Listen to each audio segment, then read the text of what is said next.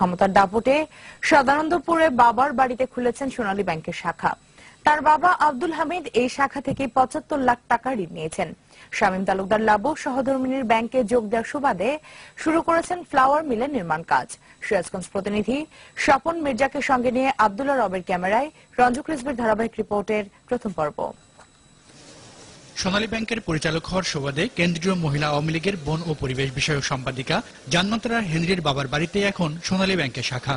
আর এখান থেকে প্রভাব বিস্তার করে তার বাবার নামে ৭৫ লাখ টাকা ঋণ নিয়ে নির্মাণ করা হচ্ছে ৫ তলা বাণিজ্যিক ভবন।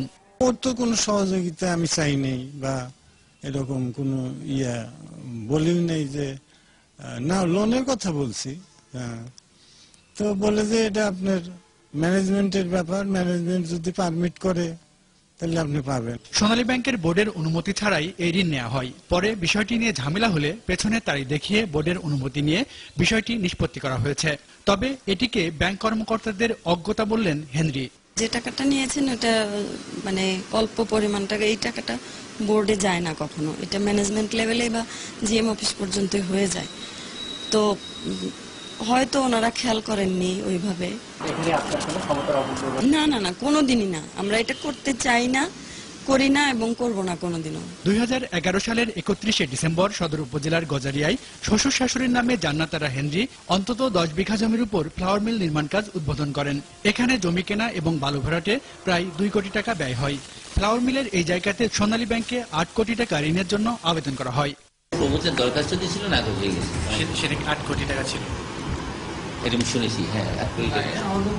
শামীম তালুকদার লাবু বললেন, সকিনা মোতাহার ফ্লাওয়ার মিলের জায়গায় কোনো জুট মিল করা হচ্ছে না, আর এই কাজে তার সহধর্মিনীর কোনো সহযোগিতাও নেই। আমার ওয়াইফের রেফারেন্সে তো আমার প্রয়োজন নেই। আমার বাপ দাদার যে ল্যান্ডটুকু আছে, আমার আত্মীয় স্বজন, আমি সবগুলা রেয়াজ বদল করে একসঙ্গে করে আমি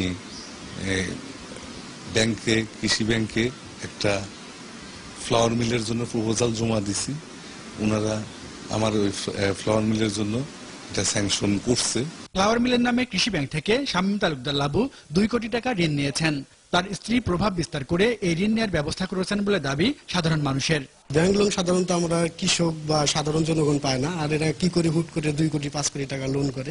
জান্নাতুরা হেনরি শ্বশুরের নামে স্কুলের জমি, ২টি গাড়ি, ঢাকায় ফ্ল্যাট, জমি, মেয়ে ও তাদের নামে ব্যাংক ব্যালেন্সের হিসাব এবং হেনরির বিরুদ্ধে ঋণ তদবির, নিয়োগ, পদোন্নতি এবং বদলি বাণিজ্য সহ বিভিন্ন অভিযোগ খতিয়ে দেখবে দুদক, এমনই দাবি স্থানীয়দের। রঞ্জু রিজভি।